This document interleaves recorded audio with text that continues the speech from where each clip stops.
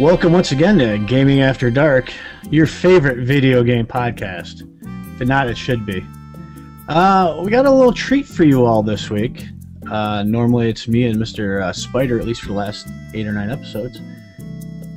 Rob's, apparently the infrastructure around him, he lives in a log shack somewhere in Michigan. And he lost electricity by 11 o'clock at night, and they're not going to have it back for 2 days. So, graciously, we are joined today by Mr. Nick Sleeper. Nick, how are you? It's great to have you back on the show you started. Hello. It's great to be back once again to jump in for the one who lives in a log shack, I believe is what you just said. I did. We got log cabins up in New England, but I don't know. No, log shack, that's like the shed. That's like the shed beside the log cabin. It is. It is. Right. It's the summer home for all the people living in Massachusetts. Yeah. Living Right. in log shacks. Yeah, I don't think summer homes for people in Massachusetts are shacks at all. No. Just saying. No, How does it feel to be on this side of that side of the mic? You're really playing the it's- part of me in the past. Were you gonna say Ron Burgundy? Playing the part of Ron Burgundy? Yeah. Speaking of that, that's funny you bring that up. We were playing Borderlands 2 last night, Rob and I, before Okay. he lost power. And when you get into the expansion, the Captain Scarlet one, there are. Boards. What's that? I said additional boards. That's right. The additional levels. Wait, this and is boards. GoMad. This is a regular show. Sorry. This is a GoMad. Is this GoMad? Yeah, no, it's not. We ran into a new type of mob called the Anchorman. No way. And So, Yeah. obviously direct reference. And I say that that escalated quickly. Every time it shows up, every single time. Speaking of escalated quickly, let's go ahead and Let's just do an entire show of segues. That's really what we do. At least I try to do that. Right. I try to do that. Here's some news. Oh my god, it's the news. Okay, Nick, there is a plethora of news, and I know you don't know anything about any of it. No, But, I see the plethora of news. It's right in front of my face. But you've been, I just kind of pulled you in at the last second, so we'll work with it. You're good with opinions. Okay. You're not afraid to show them, so we'll go ahead. Good. Go ahead and start. Big news as far as gaming releases and upcoming releases came out today from Disney, and they are releasing Disney Infinity. Have you seen this thing, Nick? I watched the short video. Excellent. And I saw the screenshots, and it looks interesting to say the least. It's something that I think I would have more hand in if I had children. I don't think me personally, or dogs. Yes, the dogs are very happy with it as well. But I guess I'm a little bit blown away and a little bit confused. So Disney dipping their toes a little bit more into the gaming market now, as opposed to the movie.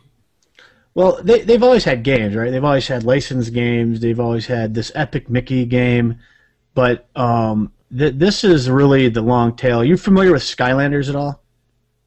I've heard. You've heard of I've heard Skylanders, it's and sort most of people. like the kid fad that was maybe like Pokemon when I was a kid. It's exactly what it is because Everybody's collecting little toys and getting That's right. games and if you mean by everybody, it's my son. That's right.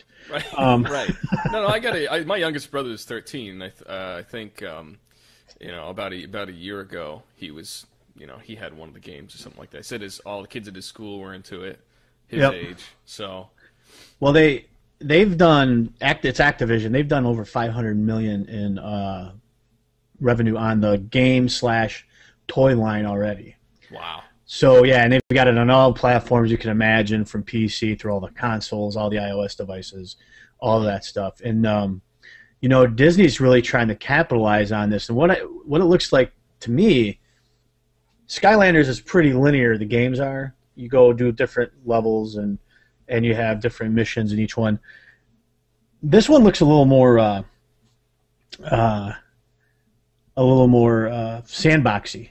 Mm-hmm. Like you jump into the world and you just go do whatever you want, which is good. I'm pretty excited that one of the launch characters is going to be Mr. Incredible because he's awesome. So yeah, no, I think this is obvious. Disney for Disney, this is obvious because they've got so many properties and so many ways they can go with this in different settings. I could just see, I want to say infinite, but a lot of different expansions for this game. Oh yeah, both physical and digital. Yeah, no, absolutely. That's the thing. That's the cash crop for this sort of thing is the hand in hand. You know, kids obviously they love the physical toys as well as the game and playing and sitting in front of the screen. So the fact that they're sort of making these physical things that interact with the game itself is sort of like a double whammy there. Oh, and they're not cheap. No, I wouldn't assume they were. No, and wouldn't assume for a second. In Skylanders, there's two sizes of characters. The small ones are $10 a piece, and the large ones are about $15 a piece. Yeah, so it's not cheap at all. I remember when Pokemon cards got big, and basically you'd go get your card booster pack, which would be maybe 11 small thin pieces of paper with some pictures on it, and $8 or $10 a pack. Right, which is probably that's a much higher profit margin than the physical toys. The toys with chips in it made in China. Yeah. Right. So, but you know those games are fun, and I don't mind playing them with my son. I actually have fun. He likes them, and so. But this is a whole. I mean, so I got to ask you, which Disney property do you want to see have an entry into this? Oh, Disney property. Okay. Because what did we see? We saw Monsters Inc. We saw The Incredibles. Right. We saw Pirates of the Caribbean. I think that's all we saw. No, there must have been some other. Oh no, we saw what's the Nightmare Christmas? The Nightmare Christmas. Yeah. The Nightmare Before Christmas. Yeah. Right. You know what would be fantastic is, first of all, I just did a quick image search for like a massive picture of like all Disney characters, and I'm looking at it. I'm thinking, let's see, Beast from Beauty and the Beast. Oh yeah, that'd be cool. We got you got the Mickey Mouse characters in there. I think slam dunk. Yeah, I'll always the Mickey set, and it would also be cool. Would be sort of like the retro Mickey Mouse stuff back what Mickey Mouse used to look like. Yeah, the black and white stuff. The very first sort of Mickey Mouse would be kind of cool. Lion King stuff would be cool.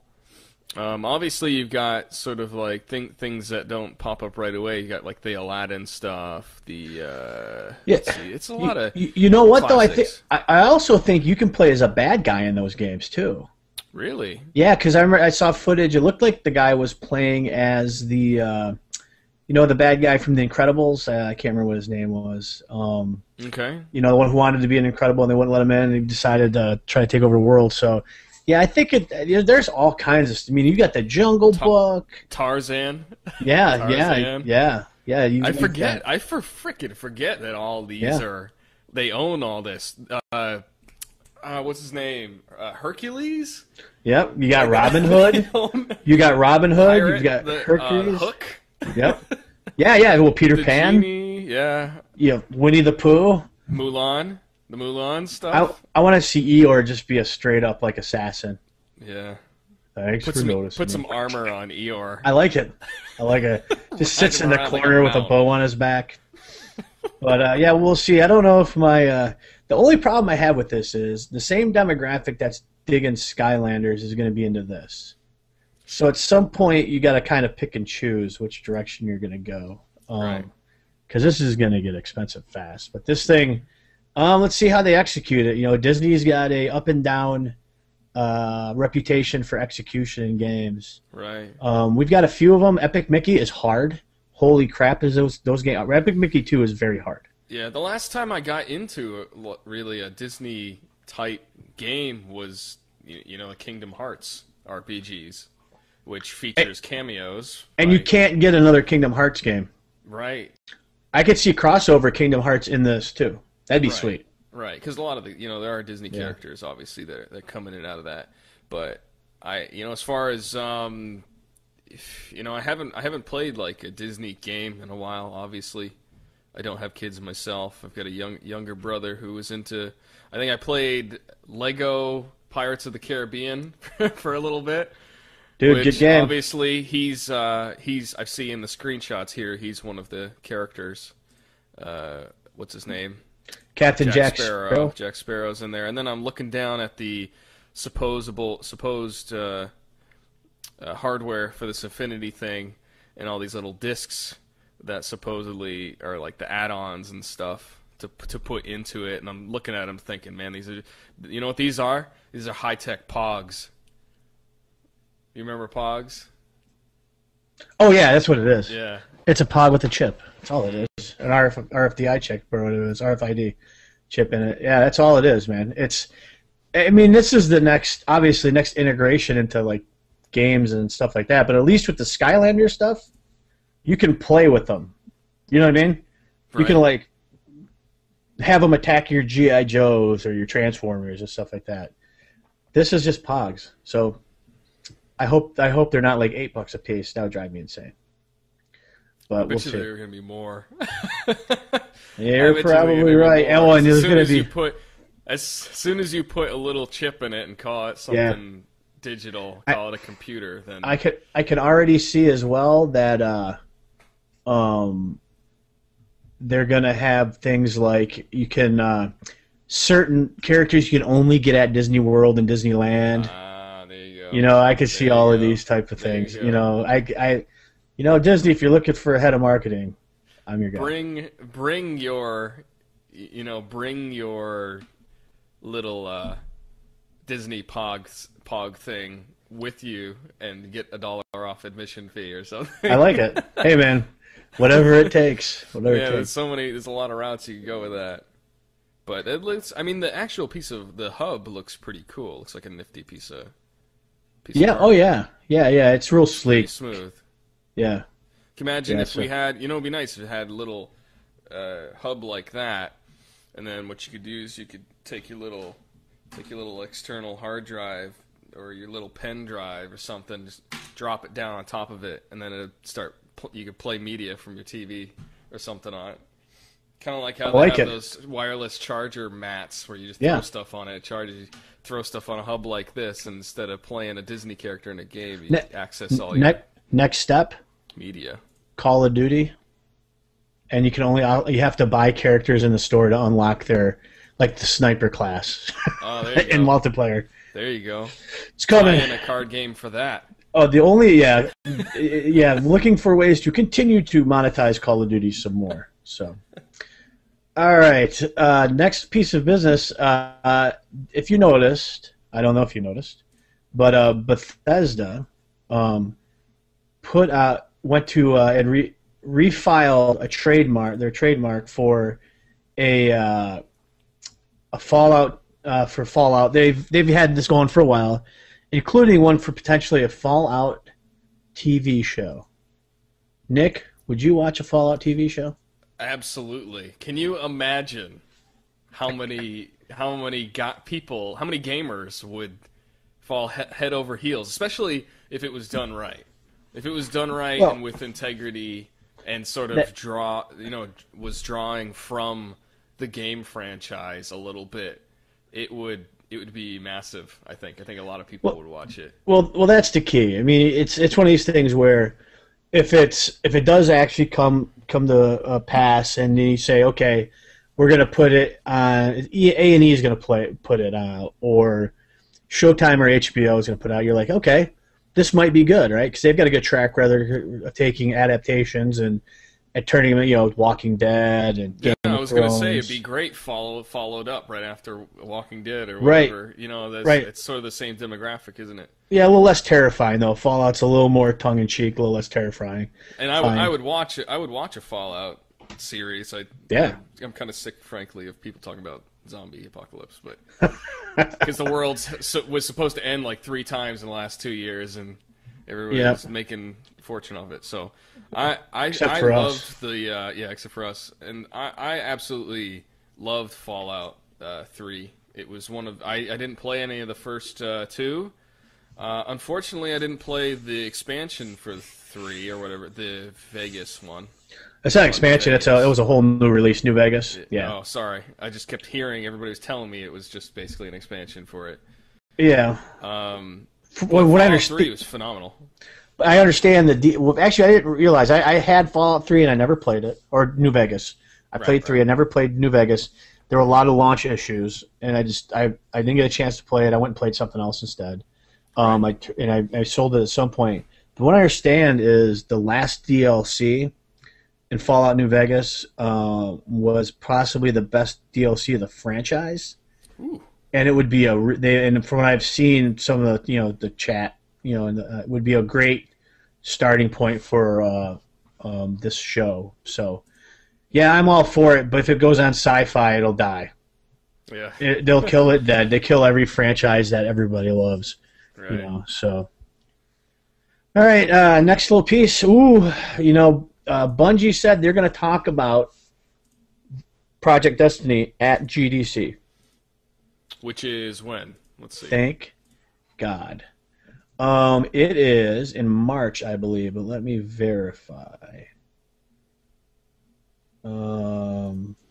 Scroll, if you will, scroll. High tech over here. High tech and prepared. Mm-hmm. March, last week of March. I thought GDC was in March. So, are you excited about? I am, and this is the one where a lot of people were criticizing them because it's supposed to be a new IP. However, we've sort of figured out that it's still supposed to be a game revolving around war between man and alien beings.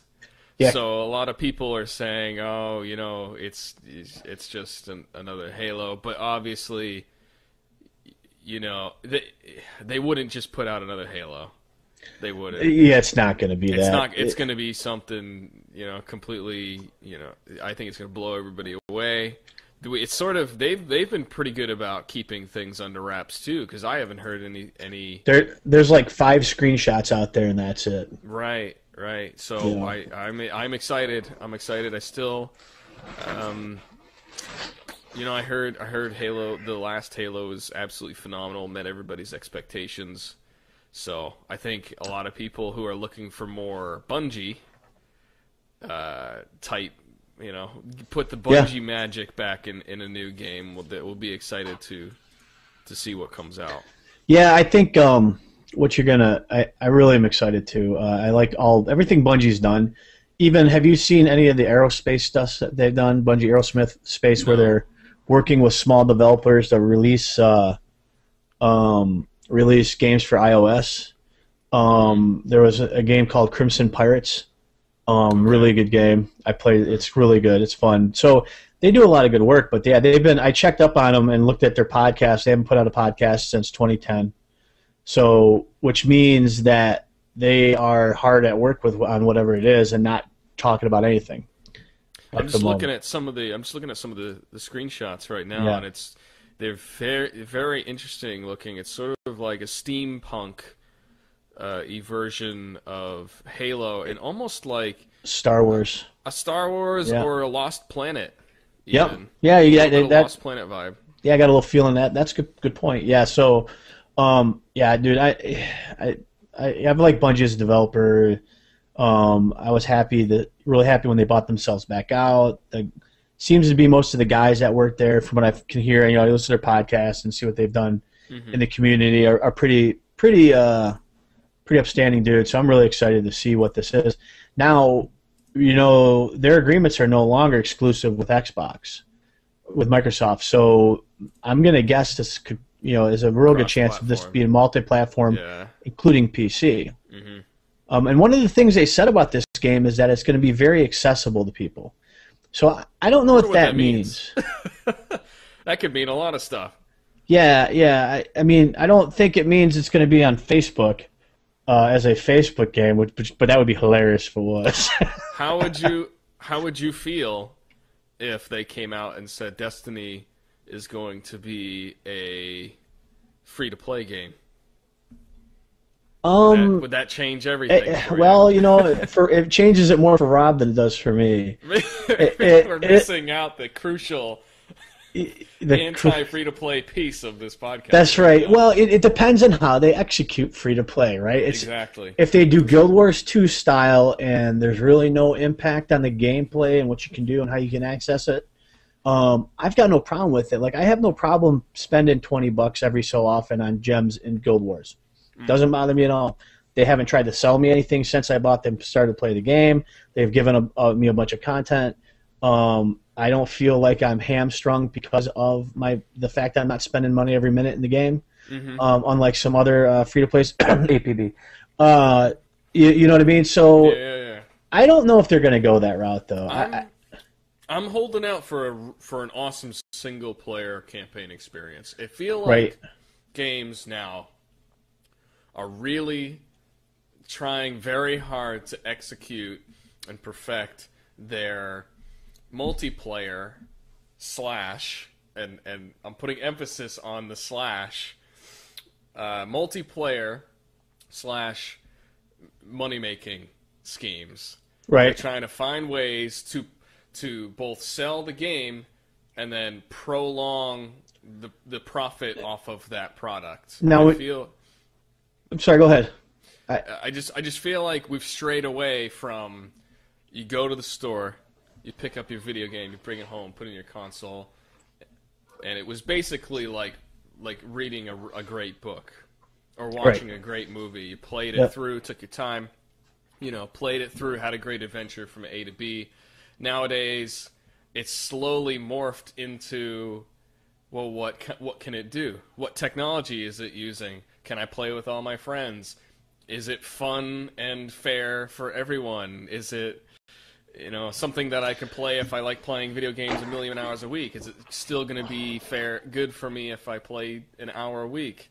And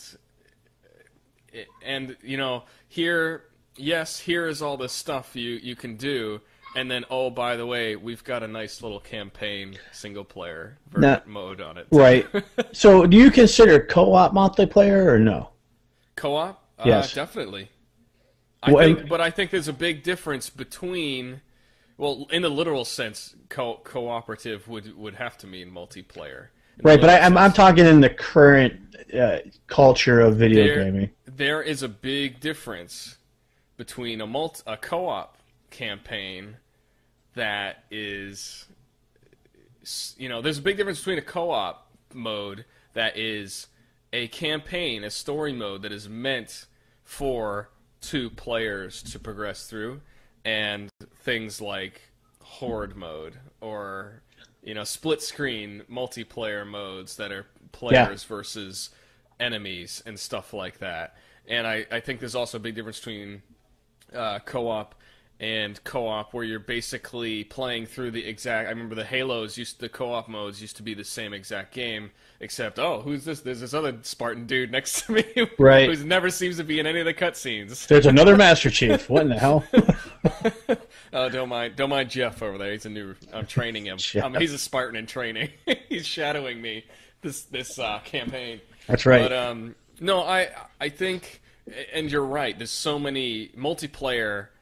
10 years ago meant something completely different than it does today, because we've got MMOs, that literally have thousands of people in the same area. We've got MMOs that have 20 to 40 people sort of in the same zone. We've got LAN games, we've got console, split screen, over the Xbox Live.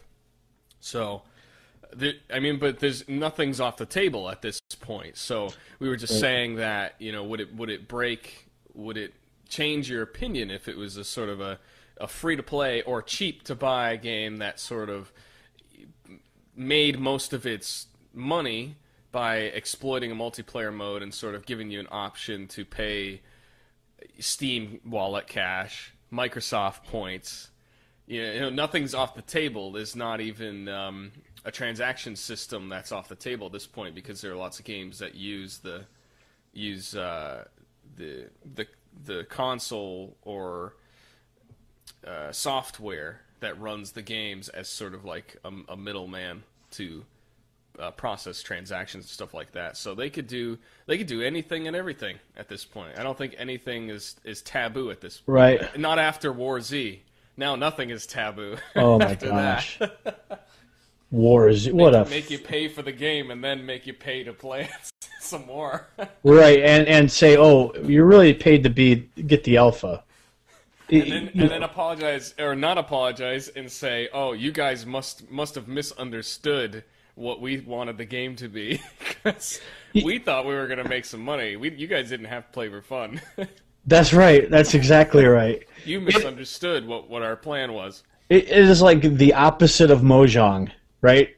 Mojang had like this... Mojang, sorry. I keep on like Mojang. Anyway. That's from a callback title from our like 20th episode. Yes, it is. Mojongs, Manjongs, or whatever it was.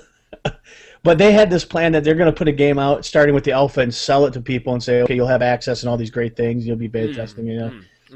Whereas he said, here's the game. Oh, and we copied and pasted stuff out of League of Legends, freaking legal agreements, and even kept League of Legends in there. And it was, and then that email that he sent out to all the players apologizing, and it's just unbelievable. It's unbelievable. Yeah. You know, so, but yeah, I think my opinion is, though, co-op is a little different than multiplayer right now. Game like Borderlands, even Halo, certainly modes and meant to be played cooperative, but still a campaign type of setup. So, yeah, I dig it. But, yeah, there's not very many of these games that you buy anymore, and the only option you have is to play by yourself. Like, I guess the last one I played was Deus Ex. And I'm playing Darksiders right now, and it's the same thing. But I like those kind of games. Every once in a while, it's nice to play by yourself and not, have to have, needy Rob on the other. Oh, I mean, all right. That horse officially dead. Pre-Revengence is upon us. So I know a title you're looking forward to, Metal Gear Rising: Revengeance. Right. I don't have my Xbox anymore, but I kind of wish I did right now, because I've been looking forward to this. Demo's out Tuesday. Right. For this. It's been long enough. I feel like they've been talking about Revengeance for years now. Or I remember seeing a video, like a preview for it, or some kind of cinematic, like 2 years ago at G3, or maybe 3 years ago at G3. They announced their games so far out. Kojima doesn't like talking about anything he does. He just appears at gaming conventions with like a short 15-second video, and then nobody comes up on stage to talk about it. They just move on. Well, what? They did it at. They did the Spike Video Game Awards with that. What is that? Phantom Pain trailer. Yeah. That, if you look from behind, it certainly looks like Snake. And no reference. There's no context. No. Nothing to it. And you're like, what is this? What is this? He's either a genius or not doing it right. And it's one or the other. Or he's insane, which is both, because the storyline of these games, qualifies them for a bit of a psychological evaluation. Although Revengence is a bit of a turn as far as gameplay goes for a typical Metal Gear game. How's that?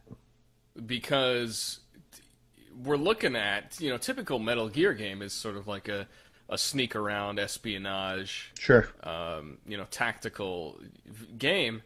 In Metal Gear and Revengence, obviously you play as Raiden, who is sort of like the robot ninja that appears in 5, and in let's see, what's the other one that he appears in? But he's in another one too. But he's not quite a robot yet. He's been killed so many damn times that they just basically he's got a forehead. It's human. you pronounce his name Raiden? Yeah, Raiden. Yeah. Well, I thought it was Raiden, but that's fine. Cool. Okay, all right, that's fine. I don't play it, so I didn't know. No, I just remember hearing it. But, yeah. So in this one, it seems like they're going more of like a God of War, hack and slash Really? game with the sword. Yeah.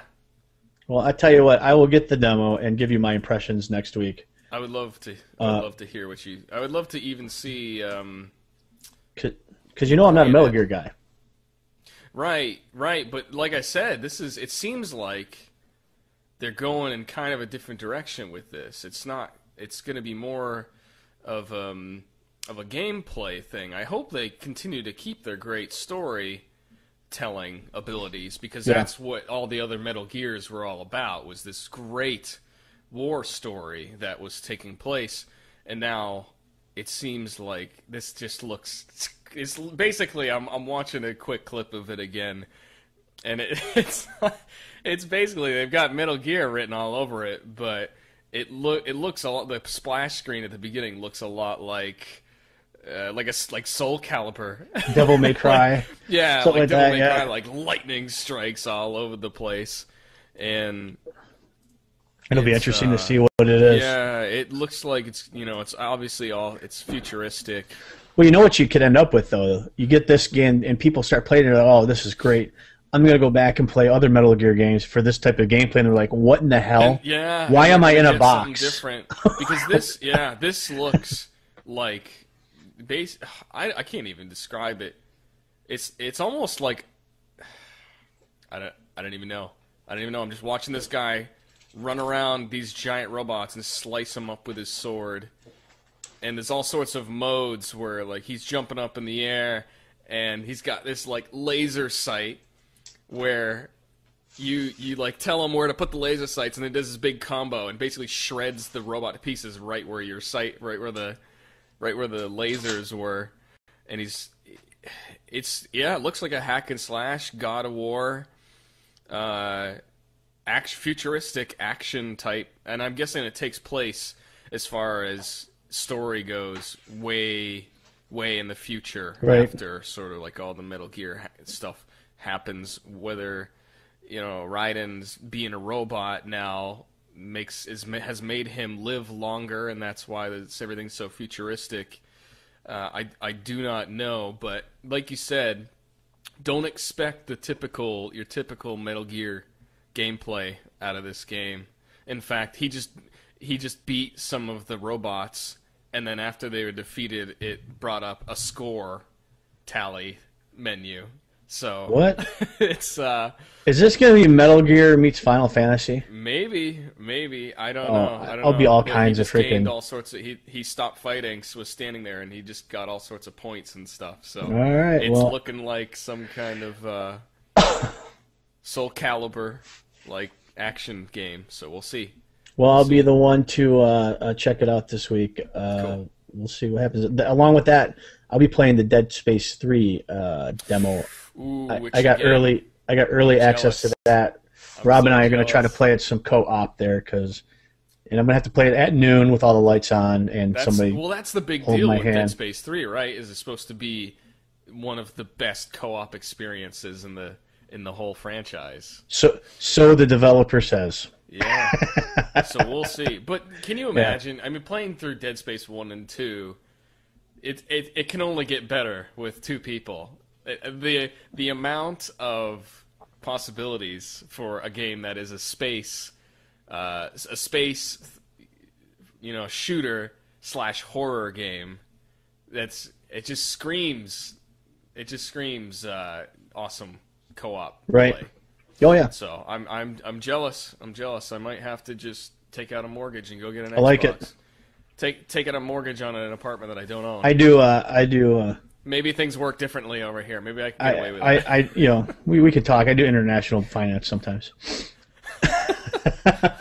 Yes, in fact, that's what you specialize in. Is international finance. Yeah, of course. That's not shady at all. Said nobody ever. Said his beard. Okay, hey, we are on the cusp, it looks like, of some big announcements and the next generation of video game machines. So this is another reason why I actually decided to turn in my Xbox. Yeah, I would. If you're gonna buy an Xbox, I'd pump the brakes because it's gonna be soon. This is. I actually read. It might have been this very same article, but I'll let you take it. Yeah. So all the rumors are starting to come out after CES about design and power of what the PS4 and the 720, Xbox 720, which is codename Durango. Sorry. And the PlayStation 4 codename Orbis, because obviously Sony needs to make up names. But the specs are starting to, the speculation or rumors about the specs is starting to come out, and the big one that came out of there was what the power of these machines are going to be, the processing power. It says that the PlayStation is going to have the run capability of 1.84 teraflops, which is a word, and the Xbox will have 1.23 teraflops, which means basically the as far as raw processing power, it's basically 1.84 billion floppy disks. Right. For those who remember what floppy disks are. I remember throwing them out. I saw a picture of a floppy disk, and it had and the picture actually the digital photo had how big the photo was, and the caption was, "This photo will not fit on any of these devices." It's all floppy disks. Nice. So what it means is going to be 50% more computational power of that, which sounds pretty significant. Right. However, then you get to the other piece, which is the RAM, right? And the rumor is that the Microsoft machine is going to ship with 8, which is quite a bit, actually. 8 gig of RAM. And in this day and age, that's I wouldn't be. That's fine. Yep, and it said they'll have 4 to 5 to run the games, which is really what you need. You need that RAM loosened up to run the game. However, the rumor is that Sony is going to only ship with 4 and only have 3 for the games. So what does this all mean? It's a bit. It's quite the difference in. What am I thinking of here? It's certainly a different setup. Yeah, I think it's weird. Both. I mean, obviously these machines are going to be different. They're going to be a lot more powerful than what you got now. It's like a truck. It's like a truck with racing tires, and a sports car with snow tires. Does it seem that way? Go race. It's interesting. Go. Yeah, it really is interesting to see this. And these are just rumors, but the proof is in the pudding. The thing that always drives me crazy is right after the generations get released. Soon as you have games that come out in the same platform, you're going to see side-by-side comparisons. You're going to see, oh, this one looks so horrible. Oh, this one's the greatest. You'll get the other side of the coin with the other one that comes out. The PS4 must be a lot more optimized for those numbers to be like that. And then I think what we're seeing here is the Xbox. They're anticipating a much larger expansion into the apps world, and the peripheral capabilities of the console itself. Whereas I think the PlayStation 4 is still more about the games and the media rather than trying to pull in other companies and do the apps thing and try to download and install all these other things onto your platform. I mean, we used to talk about this all the time on the show about how Microsoft's trying to turn the Xbox from a video game console to something that is more of a media device for the masses. Right, so but to me, that's what those numbers mean. Yeah, and they're going to still strongly support games because they've actually started making money in their gaming division, which is kind of amazing. The other piece of that was didn't Sony just turn a profit for the first time? Who knows? They in I can't figure them out. Or something crazy. I can't figure. They just sold like a $900 million dollar building down in Manhattan last week too. So they're doing all kinds of crazy stuff. But they're both going to play Blu-rays, which is you talk about this streaming video thing. Yeah. Sony has got a lot of gets money every time somebody licenses Blu-ray. Right. So that's interesting that Microsoft dipped their toe into Blu-ray. The other piece I thought was interesting, this rumor, is that Sony's going to abandon DualShock for the PS4 and go some other type of controller setup. No idea what the controller setup is, but they said, yeah, they're done with, DualShock is no more, which is kind of surprising. Yeah. And maybe it's just the name. Because do they own, is DualShock their brand? I think it is, right? It is. I think it's trademarked by them, and I don't even, to be honest, I've played PS2 and PS3, and I didn't even notice the difference between the controllers, besides one being wireless. There's not anything. Yeah. I can literally go, I've got a PS2 and a PS3 right now, and I could go probably check them out, but I don't think there's any difference at all. I don't remember them being any... It's probably the quality of the force feedback and all that stuff. When's the last time you heard that word, force feedback? When that first came out, that was the only thing. It was only for like racing and flying games. Right. So, but yeah. So the rumors keep flying, folks. Save your pennies. Christmas is going to be crazy if they both drop this year. In fact, what's that? You said force feedback, and I had memories of the N64 Rumble Pack expansion. Nice. Where you shoved a frickin' 4-pack AA wall charger into the back of your controller. And you had to have a counterweight on it. You play like one game of Mario Kart and it would friggin' have to be You had replaced. to lie down and put the controller on your stomach in order for it to not fall out of your hands every time that thing shook. All these kids with shoulder injuries trying to hold it up.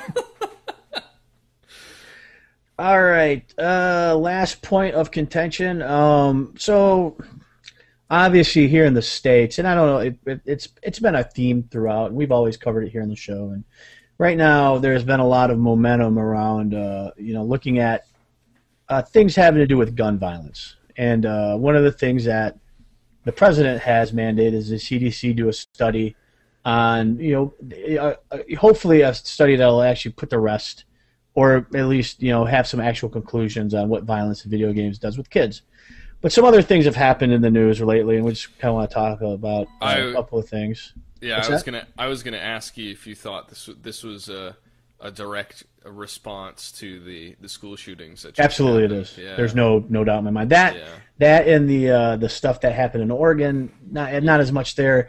But then the Dark Knight thing that happened in Aurora, Colorado, the shooting that happened there. Theater, yeah, even though the movie industry is not implicated at all in any of this stuff. But that's neither here nor there. I'm not here to pile on our friends in the movie industry with billions of dollars of lobbying money. Anyway, a couple of things have happened. First of all, the Mass Turnpike removed all their violent video games out of their rest areas. I never understood why I could walk into a rest stop and see House of the Dead 4. The shooters, the really horrible zombie shooters, just sitting out with all the kids around it. I get that. That doesn't bother me. It's the state of Massachusetts business. They can put whatever they want in there. That's fine. However, there's some laws that are coming up right now, and the big one is there's one that is wanting to put together strict enforcement of video game rating system. Obviously, they want to, this person, Jim Matheson from Utah, who is a representative. He keeps coming back to this. He's done a few things in the past in the legislation trying to control. He feels very strongly that violent video games affect the younger population, and that's fine. He's entitled to his opinion, but one of the things he wants to do is require rating labels on all video games. Okay, and then ban the sale of video games related to mature adults and minors. And then any violators would face a $5,000 fine. There's two things. The industry has always been good about labeling, right? For the most part. ESRB, everything that comes out on a disc is rated by the ESRB.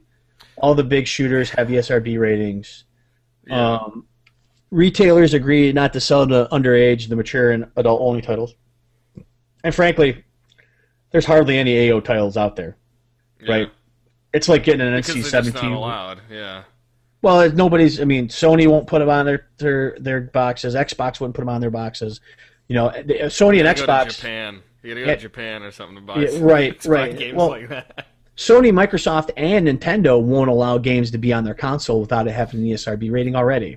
Exactly. So, but then they want some warning label that says, on cigarettes. I'm like, well, I don't know if you can put that. It says like the cigarette cartons. Yeah, that's exactly like what a it's picture supposed to be. Picture of like some dead guy on the front of a video game, like wrapped Right. around the front of the case of it, and just says, "Video games kill 6,000 people every day." Well, And then put it around the GTA $5 or whatever. yeah, right. It says something like warning: violence in video games can lead to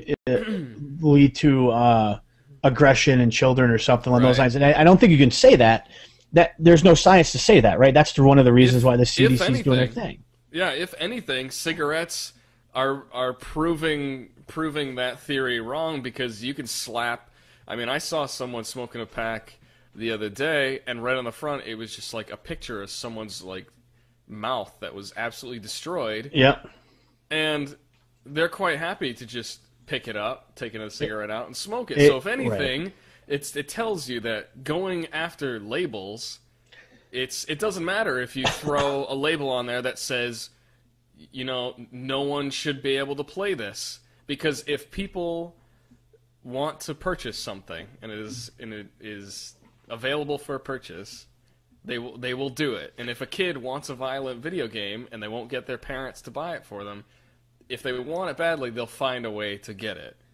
Right. So it's not, if you slap a sticker on there and say if you're under 18, you shouldn't be playing this, it's not going to stop. No matter how many stickers you slap on there. Right. And the funny thing about it is they did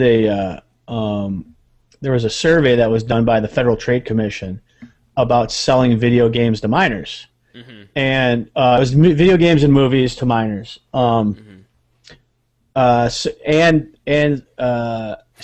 music with parental advisory labels. Remember, you may not even been alive when that whole thing went down with the Tipper Gore stuff. It was the 80s. You were young, I think. I think I was about 12, and I really wanted an album by Two Live Crew. I think it was the Offspring. Oh, and yeah. It had a label on it. It said explicit, and I remember, you know, trying to convince my parents that I just was, you know, I had my first guitar at the time. I was getting into music. I really loved, you know, punk rock and all that, Yep. you know, stuff. And I was like, oh, I really want this, you know, CD for my birthday or whatever. And it's had the explicit, so obviously they had heard on the news like all this crap about how it will rot my brain and make me kill people. So of course they were concerned, and then eventually they said, you know, we think he's mature enough. So I got it, and then all like my family members freaked out and were like, well, you let your kid buy that CD, you're a criminal, like you're awful. Right. No idea what it means. You know, I'm sitting there like listening to it, like I don't even know what this guy's saying, but I like the music. Like I can't even hear the words that he's saying. So FTC wanted to go look at all these industries. Who was best at enforcing their ratings, their own rating system, because no rating system in this country are federally mandated. They're all done by their own industry. Right. So they said only 13% of minors could buy M-rated games out in the stores. Mm-hmm. Right. So if out of 100 kids that went to try to buy one, 13% were able to do it. Mm-hmm. However, by comparison, 38% of kids could buy R-rated movies. 33% could get into an R-rated movie in the theater, and 64% could get a game with or a CD with a parental advisory label. Right. Mm-hmm. So the first thing is this legislation. The industry is very, very good at keeping the games out of minors' hands. Mm-hmm. That doesn't stop their parents from buying it for them. Doesn't stop their parents from buying CDs for them. It doesn't stop your parents from doing anything. That's the parents' job, right? Right. The other piece of this is, they want to make it mandatory that if you're caught selling it, it's a $5,000 fine for the retailer. Mm-hmm. Okay, this is a problem. Also, with anything that has a monetary fine or, let's say, a tax on video games, right? That somebody also proposed that. Mm-hmm. Supreme Court ruled against California already on that. Said you cannot do it. Video games is a First Amendment right issue. It's a freedom of speech issue. Right. So you cannot limit the freedom of speech by basically holding a threat over somebody's head. If they sell it, they're going to be sanctioned. It's a way of censorship, isn't it? Absolutely is. Yeah. Now the ratings, the mandatory rating thing, okay, that might get some traction, My question is, I read this in an article on, and I was looking for something I wanted to figure out how this would impact digital downloads. And if you go to IGM, the indie game magazine, not IGN. Yeah, I see what you did there. They asked the same question. What does this do to independent game companies? Mm-hmm. They don't have to file with the ESRB. No. They don't have to have their games evaluated by the ESRB.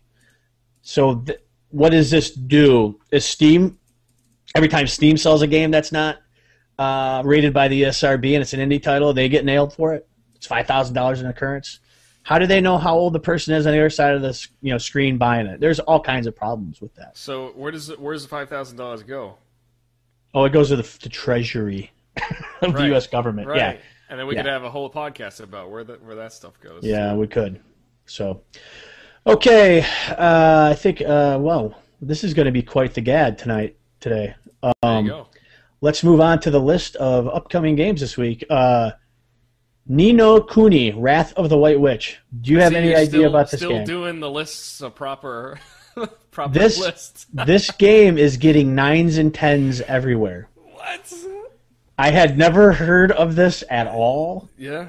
It's a highly... You said it already. I still haven't heard of it. It's highly animated RPG. I guess it's right in the wheelhouse for kids 10 to 15. Okay. Heard really good things about this, so check it out. There may be a demo on the PlayStation Store. I'm not sure. The Cave. I will be picking this up. This is the next entry from Double Fine. Double Fine, the makers of things such as Trenched, I think it's called now. It used to be called Iron Brigade. I think it's just Trenched. They also made Stacking.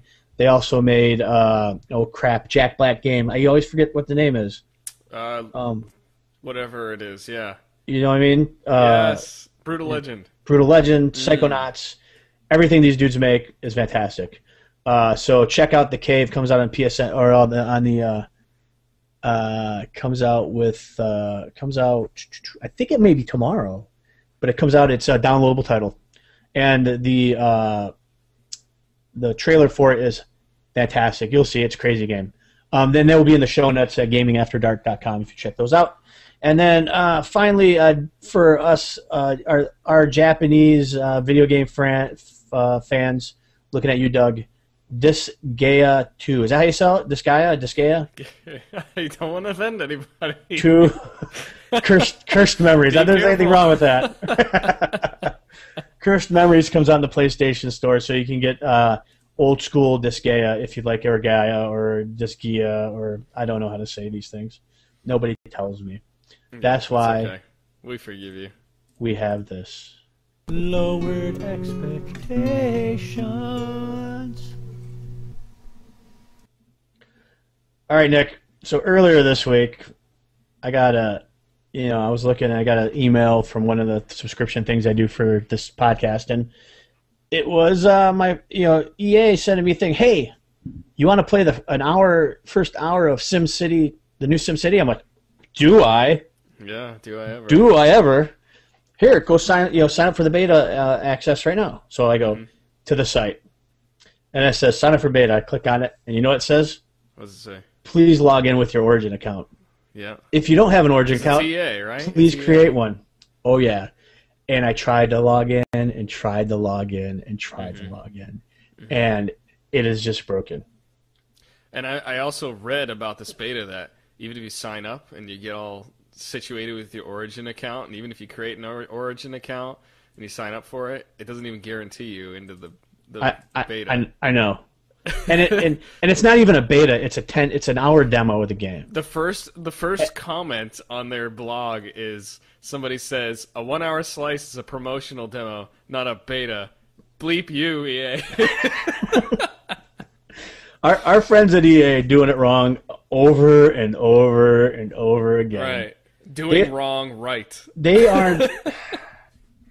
the thing I'm terrified about is I'm going to buy SimCity, and it's gonna be an Origin activated game. Yeah. And I'm going to be like, what? I've got to be logged into Origin to play this. Their DRM is pretty draconian normally, and I'm usually not a problem. I usually don't have a problem with DRM. I'm kind of on that side of the fence. I understand kind of why they need it sometimes. Right. However, I know they'll freaking bludgeon you with it here. I know it's going to be that way. So, man, EA, you had me at SimCity Beta for the weekend. And it's only, by the way, the beta, you can only play it for 3 days over next weekend. Nice. So it's not like you get this hour you can play over and over again. Or, that's just the next weekend. That's it. Mm-hmm. So, if you want to sign up, go ahead and look. It'll be in the show notes. I kept trying. I wanted to kill myself. So, EA, thanks for nothing. Thanks for nothing. Yeah. All right. It won't be the same. It won't be the last time that you've said that statement. It wasn't the first. No, and it won't be the last. It wasn't the first. All right, moving on. Judge Spotlight.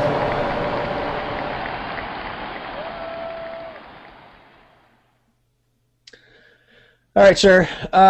Did you look and see that? Well, Warner Brothers has registered 14 more Batman domains, right? Mm-hmm. Mm-hmm. Not only have they registered, they've obviously had Arkham City. Mm-hmm. We had Arkham Asylum, right? Those two games were fantastic. Have you played either one? I was lucky enough to have been gifted a Batman game not too long ago from a very generous friend of mine of the Beard and Hat Persuasion, and this week I'm going to put some time into it and check it out because I heard that it was not only one of the best Batman games, but it was a very awesome game in general. I think, was it on the first Gaddies, it may have been my game of the year or runner-up or something. Yeah, and not only you, but I was hearing that it was great from everybody that played it. Rob's playing it right now. Right, okay. So what we're going to do is we're going to go, we're going to do some rampant speculation. Okay. On what's next for the Bat. It might not be as rampant as the listeners might think. It might just be what the listeners are also thinking, but sure. That's right. Yeah. So the first one is obviously Arkham Universe, ArkhamUniverse.com, Mm-hmm. Batman Arkham Universe. Right. What do you think that would be? It's got to be an MMO. It's got to be. Why? They've already got DC Universe Online. I cannot imagine there being an MMO for Batman. Yeah, I don't. Maybe multiplayer, something that's bigger. Ooh, I got it. It's just like Disney Infinity. You and Skylanders. You buy a little Batcave thing that sets on your TV. You plug it in. You got to buy characters to play. Action figures, yeah. Done. I might buy those actually. Right. So then we got. You could play with them with your Tonka trucks too, the physical things. I like it. No. Tonka trucks. Why Tonka trucks? I don't know. I just thought it was funny how earlier you were saying, yeah, and you can still play with the toys, with the other toys. Oh, no, exactly right. So you can have thinking about a grown man like, oh, and I can take it away from the screen and go play with my put it together and play with my Tonka trucks and play with my Rambo and my long stretch Armstrong. His arms go all the way. Man, Stretch Armstrong. And so you have the next three are Batman Arkham Arises, Batman Arkham Begins, and Batman Arkham Dark Knight, right? I don't think they could pull off Arkham Arises. It's a little bit of a tongue twister. It is, but these why is it Arises and not Rises? I don't know. Right? The movie's The Dark Knight Rises, not Arises. That's weird. And then some of them like DC Arkhamverse. To me, that just looks like D. Kark Hamverse. And I can't shake it. It might be. Maybe it has to do with something with ham. It may be. You may be a pork purveyor of some sort. Like a guy with a little ham cart watching Batman kick people's butt, and you have to keep your cart from getting hit by Joker's minions flying all over the place. Right. I like it. Now, the Batman Arkham Knight and Legend, I think that could be very good. Do you think that these are all different IPs, or do you think they're just trying to cover a big blanket in case they decide to change a word? I think they've got the next IP. I think the next IP's in there somewhere. But I think they've said, okay, we don't know where we're going to go in the future, but we got to just blanket the internet with these domain names. Right. But I could see and it also gives them a little bit of now we can't really precisely say what we think it's going to be as well. So it kind of gives them a little bit of mystery by making to get all those domain names. I'm sure some of it's just fluff and they don't even care about them. Yeah, well, let's be clear. Based on the success of Arkham Asylum and City, the next one's coming. Right. And the first two games were tied into Arkham Asylum somehow. The first one was obviously in Arkham Asylum, and the second one they basically made Arkham Asylum into the city of Gotham. But I think they're going to keep the Arkham name, but it's not really going to be attached to this at all. Because I think the next place they've got to go is they've got to kind of expand their, maybe into Gotham proper or maybe into other things. And you may see one like if you get a Legends one, right? A Dark Knight, a Batman Legends one, you get other superheroes involved in it. Right? Where you maybe show up and you've got the Flash with you, or you could co-op in as Robin or something along those lines. So, Arkham Universe, though, that one is the one that terrifies and also intrigues me the most. Right. Rob claims it's going to be a free-to-play MMO, and it's going to have a Facebook component. So he was actually trying to crush my soul about it. Yeah. But it's not out of the question. No. It is out of the question. In my opinion. If you jump the shark that hard, that is jumping the shark hard. I've seen some pretty hard shark jumps, though. That's true. That would be hard, though. Facebook integration with Batman? I don't know. I've never been a fan of that. Yeah. They did it with one of the Assassin's Creed games. Do they? Yeah, it made me kind of sad. That's kind of weird. Yeah, it is kind of weird. So, I think this is a next-gen title, obviously. I don't think whatever it's coming out. You've noticed hardly any announcements of releases for this Christmas have happened. Yeah, it's strange because obviously the Batman games are really successful. All of these seem like working titles for large-scale multiplayer games. However, we've already had a DC Online. There's been quite a few other superhero-esque MMOs as well, and they've all sort of dwindled. So it's what it looks like. It doesn't necessarily add up all the way, but it is what it is at this point. This is what we know. So these games are all about you being Batman. You know what I mean? That's what these games are at their core. I don't want it to be anything else, really. I want you to be doing your Batman thing. Wait till you play Arkham City and find out how friggin' awesome the combat is in that. And anything beyond that, if I got to go push, 1, 2, 3, and 5 in order to freaking kill something in a Batman game, I'm probably done. I'm probably done with that. Yeah. You gotta really go over the target dummy and fix your rotation. Oh no! Because you're just not getting your bat slicer out fast enough. That's right. Say should it be batarang, bat winger, elbow punch, kick, or elbow punch, batarang, I would kick? throw 2 kicks before you get the batarang out. Oh, just okay. Because of the 10 DPS boost on it. Exactly. See where we're going with this, folks? Yeah. Really, we don't want anything to do with it. Yeah. Okay. Here's your bat build. Right. And I think it would be interesting to have nothing. You can Plenty be of only options, only one viable way. That's, of course. There's 15 trees, but you better pick the one that says kill everything. That'd be funny, though, if everybody could only be Batman and everybody looked the exact same in the game. Everybody was different. No customization. Different color, bat suit. Like, no customization at all. Little, you can't tell which is your character on the screen. It'd be perfect. I think that'd be fantastic. So, what have you been playing, Club Nick? Penguin with Batman. Club Batman. The Club Batman. I love it. Let's see. What have I been playing? What have you been been playing?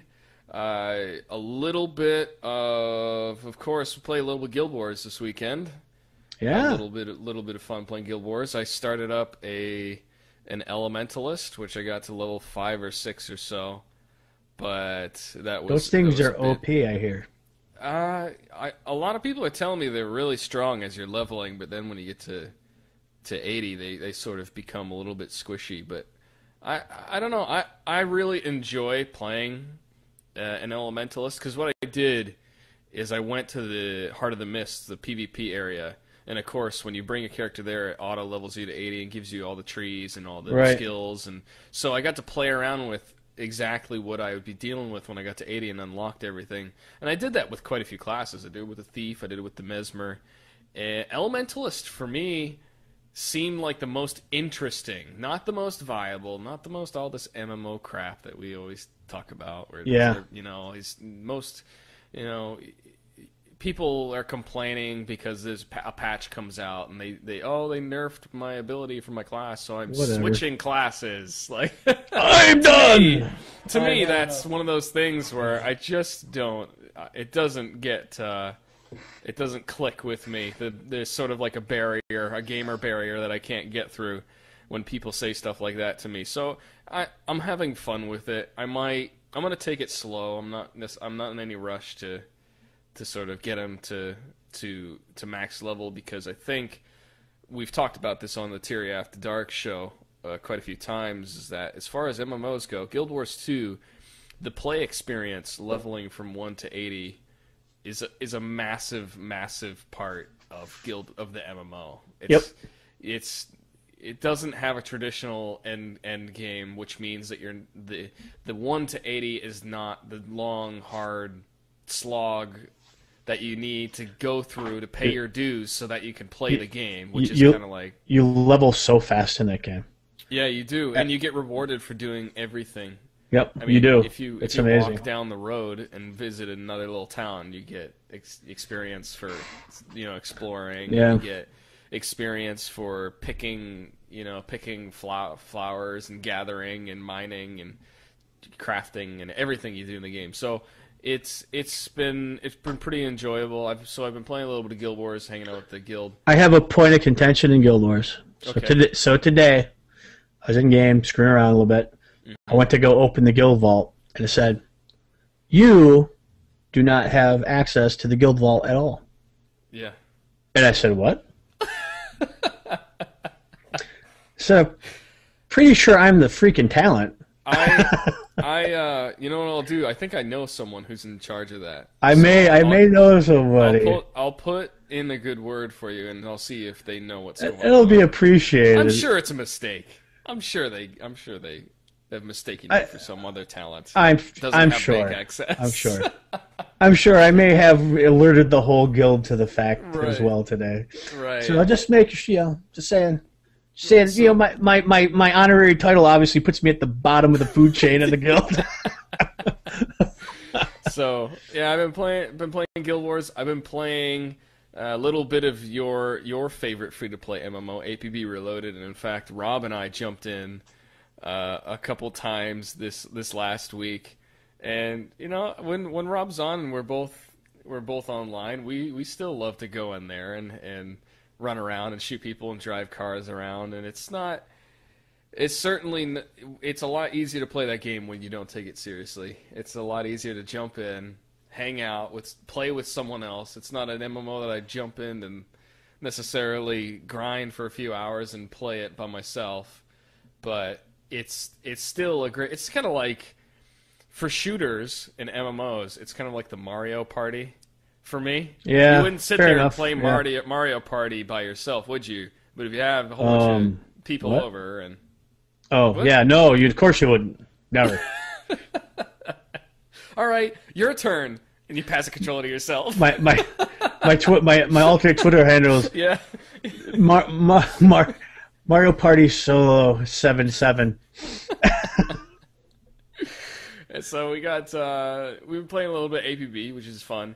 And then I started a new game in Skyrim, which I've been planning on doing for a very long time now, and I finally got a day off today where I could just sit and play some video games, and I am so glad that I did that again, because I went through, and obviously since the first time that I played Skyrim, Steam has introduced this whole Games Workshop thing. Right. Which is basically like they're trying to get rid of this whole third-party websites for modding, and they're trying to make it all inclusive and easy for people to install and create and upload mods for games on Steam.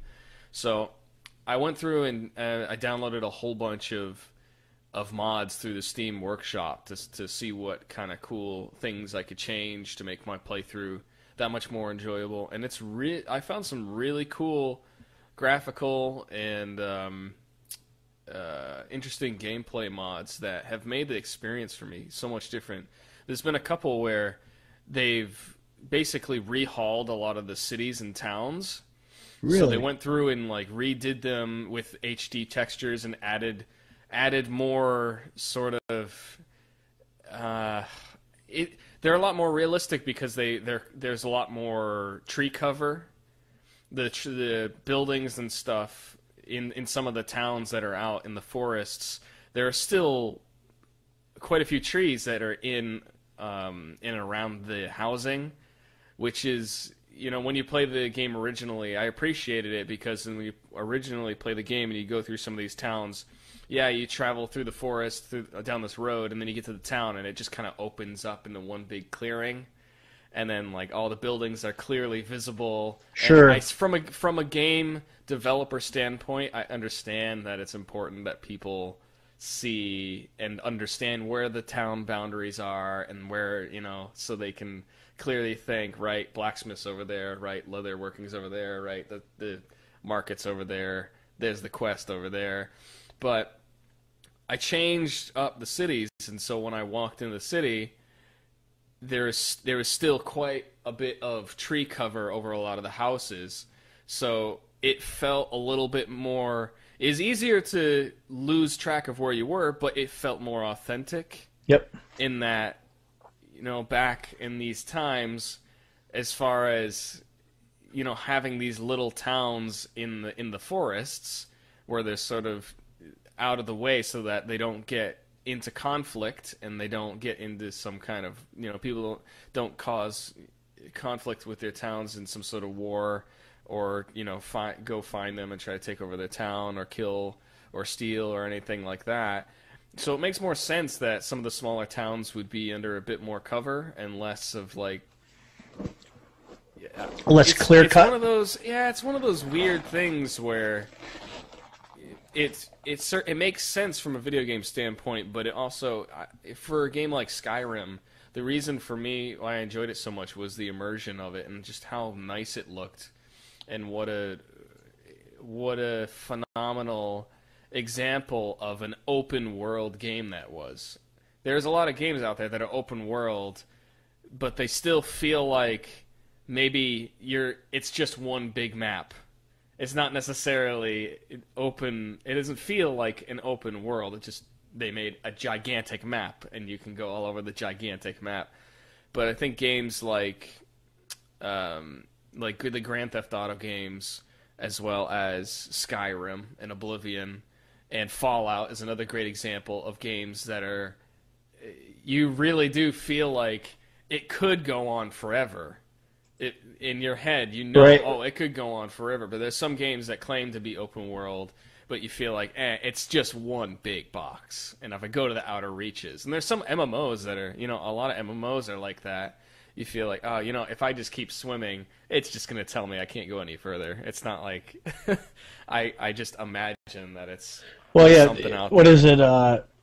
Guild Wars says, the currents are strong here. If you go any farther, you'll be pushed back. Yeah. Yeah. So kind of thing. I'm really digging that, and I'm enjoying it. And every time I've played Skyrim, I've either been some sword, some kind of brutal warrior, or some kind of archer thief. So this time around, I'm just going to try to cast my way through the game and join the mages. Not the Mages Guild, whatever it's called over the college, the Mages College. College of something or Magi. So I'm looking forward to that, and that's pretty much. I'm trying to think of anything. Is there going to be frankincense involved if you join the College of the Magi? Maybe. Nice. Is that a reference that I should be getting? Or yeah, the Magi, gold, frankincense, myrrh, that whole thing. No. Christmas.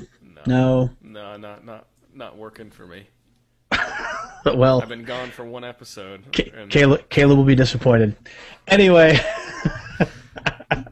Really, the big other than we play a little Halo this week. I play some Darksiders, which I really dig. Darksiders is another one where I've heard it's awesome. I just never have played any of them. Steam sale, I got both 1 and 2 for like $9. Nice. Yeah, dude, it's fun. It's like Devil May Cry kind of setup.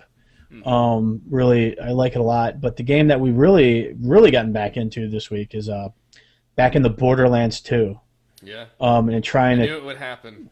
Trying to grind through the DLC, and what I'm finding is when the level cap's 50 in Borderlands 2, and they get from 40 to 50 takes a lot. So I think what's going to end up happening is Rob and I are trying to complete the Crimson Pirate, what's her name? Captain Scarlet, Crimson Pirate. Captain Scarlet's Pirate Booty, I think it's called. We're trying to finish that DLC, and then we got to look, and we may have to play through the normal game on True Vault Hunter mode again just to get to the right level to do some end game stuff, because what Borderlands 2 has now is end game. They've got 4 raid bosses in that game that now are, they give certain special tokens to buy special weapons and stuff. Weapons, artifacts, and shields, and they are tough. I mean, they are way tough. They have specific strats that you have to do. Are they meant for 4 people or 2? I'm not scale? quite. I think it depends on which mode you play them on, because you can play them on regular mode or you can play them on True Vault Hunter mode. And in regular mode, they're a level 38 character, so maybe you could do it then. And playable in True Vault Hunter mode, they're level 52. So they're 2 level higher than what you can possibly be. Okay. So I don't know if it's 4, but I think when you think of the word raid boss, I think it's 4 players. Okay. You really need to bring. So it'd be interesting to see if we can do it in 2 or what the strategies are. So, it's interesting that Borderlands is bringing a strategy type of, raid boss type of thing into it, and I still appreciate the fact that Borderlands gives you so much freaking comedy for your dollar. That, and it's not realistic at all, and that's the nicest thing about it. Is it knows it's ridiculous, and it continues to be ridiculous. So nice. All right, man. Well, do you have anything else? That's pretty much it. I think when we get out of here, I'm probably gonna jump back to a little bit of gaming before I start the work week once again. But thank you for having me. I appreciate you pulling me in and let me talk a little bit about some video games once again. You are always welcome here, sir. Always welcome here. All right. So, like I said, the intro music here at Gaming After Dark is by Sange Le Reviewer. Still nobody, and now I know people who know French, and I still can't figure out how to say that name. It's been like 45 episodes now. You can check out everything related to this podcast, all of our other shows, such as Teary After Dark with Nick and Caleb, all about Guild Wars 2, Grumpy Old Men After Dark with me, Rob, and JJ. That's for the adults. We talk about a little more adult type of setup there, and you can check us all out at gamingafterdark.com. Follow us at Twitter at GameAfterDark. We have a Steam group. Right now it's the Gaming After Dark Steam group. We may very well be changing that over to the Tempest Nox Steam group, which is our website guilds for all gaming out there. Check us out on Facebook.com, Gaming After Dark, and put us in your Google Plus circle. Again, if you want to send us a message, and we can, we'll try to address your questions as best we can, or just make it up. You can email us at show@gamingafterdark.com. Nick, you have anything for the party people before we sign out here? Oh, that's fantastic. We will see you next week, folks.